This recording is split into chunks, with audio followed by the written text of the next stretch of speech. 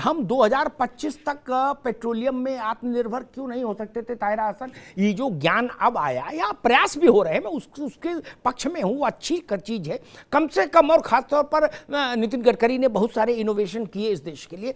Ethanol अब आया, ठीक, हाइड्रोजन से वाहन चले वो मसला आया, ठीक, बायोगैस के संबंध में तमाम प्रयोग हुए। अगर ये प्रयोग 30 साल 40 साल पहले कर लिए होते तो आज तो हिंदुस्तान मूंछों पे ताव दे रहा होता, मस्त होता।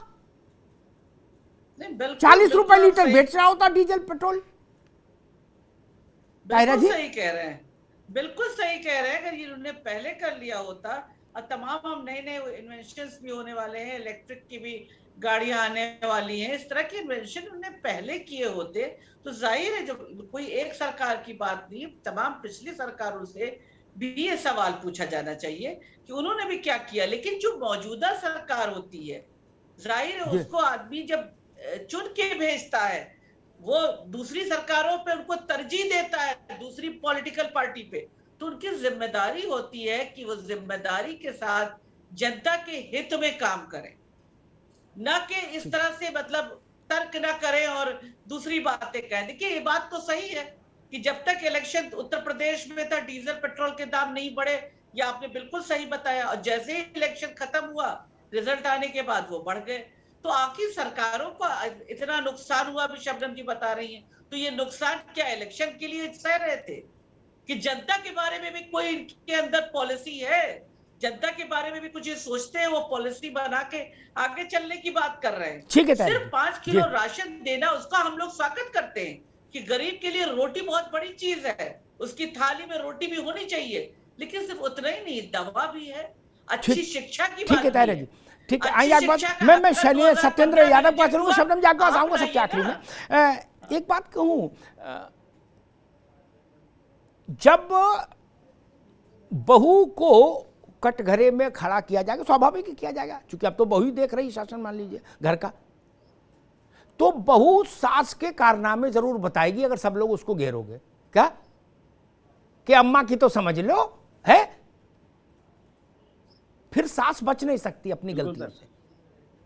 फिर बहू सास को भी सार्वजनिक अभिनंदन करेगी मोहल्ले में, और उसके लिए सास को तैयार रहना चाहिए।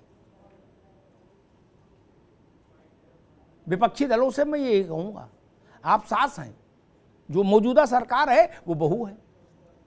आप ज्यादा ज्ञान की बातें दोगे तो सार्वजनिक अभिनंदन के लिए तैयार रहो,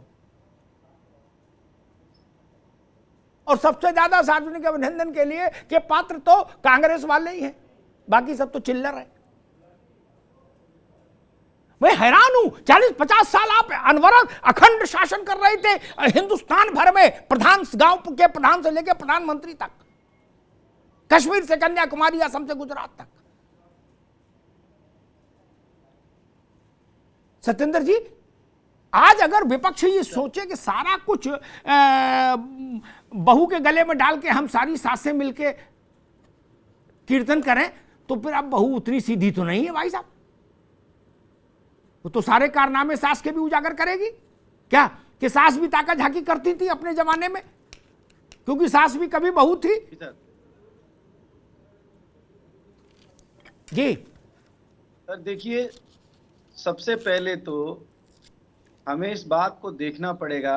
अब सबसे पहले तो मैं आपको इस बात के लिए मैं धन्यवाद इसलिए दे रहा हूँ, ये मैं आपको ये न समझे कोई अलग से आपकी सराहना नहीं, ये जो स्वाभाविक आप इसके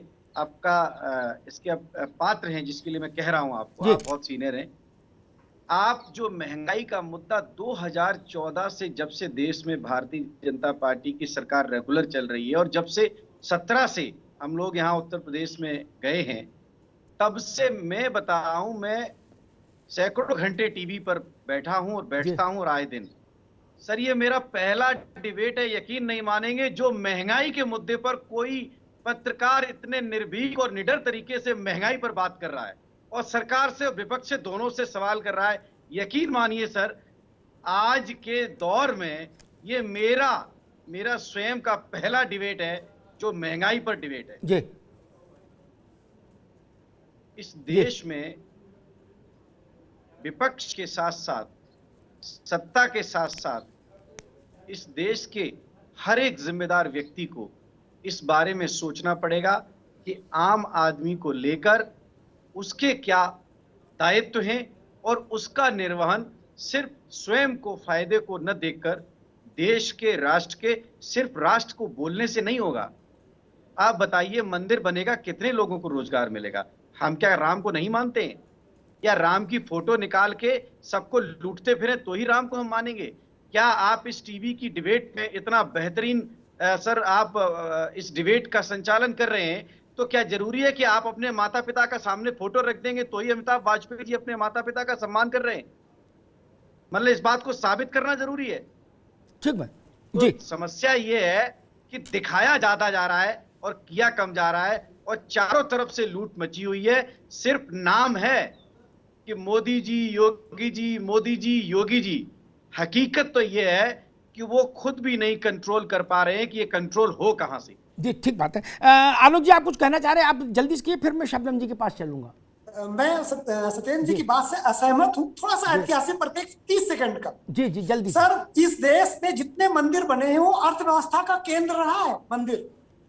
तो मंदिर बनने का मतलब पूरे उस राज्य की, उस जिले की इकोनॉमिक गतिविधियां स्ट्रांग हो जाती है। तो प्लीज मंदिर को इससे अलग रखिए। महंगाई पर हम लोग पर चर्चा करें ज्यादा। ठीक बात है। कोई भी अच्छी चीज बने जिससे मंदिर इसलिए और अच्छा है, वरना होटल भी अच्छा है, लेकिन होटल से आस्था नहीं होती, हमारी आत्मा की क्षुधा शांत नहीं होती, होटल से पेट की होती है। मंदिर से आत्मा की क्षुधा शांत होती है और दोनों अर्थव्यवस्था के चक्के को घुमा देते हैं।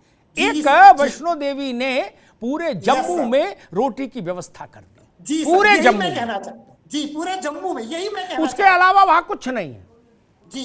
अब अखरोट फखरोट भी नहीं बिक रहा, कुछ वहां ढंग का नहीं हो रहा, केसर पेसर भी नहीं है वहां कश्मीर में। वैष्णो देवी है तो रोटी चल रही है, ये अच्छी बात। शबनम जी, मसला ये पुरानों ने नहीं किया, जो भी हुआ, लेकिन जो वर्तमान में शासक होगा सवालों के घेरे में वही आएगा।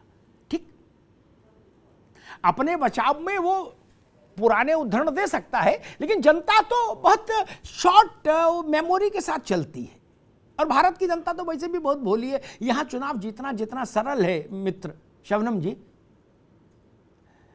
अमेरिका और ब्रिटेन में आप लोग चले जाओ तो कसम से पहली फ्लाइट पकड़ के वापस भाग जाओगे, राजनीति अगर वहां करने जाओगे तो। क्या आप लोगों का बल्ब फ्यूज हो जाएगा दिमाग का।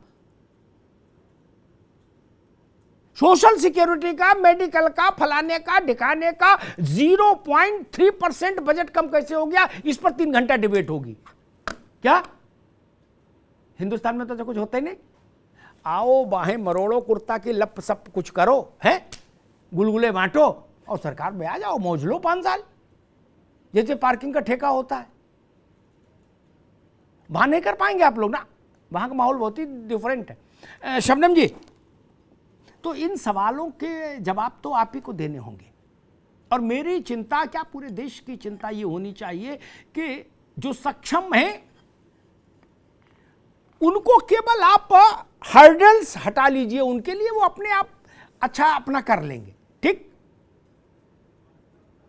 परिवार में भी जो बच्चा पढ़ने लिखने में ठीक है, उसके पीछे तो ज्यादा माता पिता चिंतित नहीं होते, जो थोड़ा कमजोर है उसी पर फोकस होता है। तो सरकार माई बाप है, ये जो सबसे बड़ी आबादी कमजोर की है भारत में,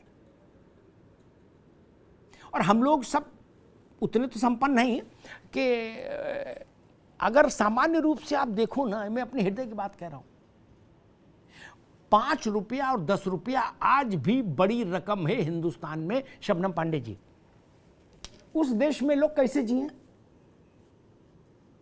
या कुर्बानी करें तो किसके लिए करें बताओ? और कहां करें कुर्बानी? कुर्बानी सेंटर क्या है, कहां खुला है? जहां जाकर रजिस्टर में नाम लिखाएं, हम कुर्बानी करेंगे।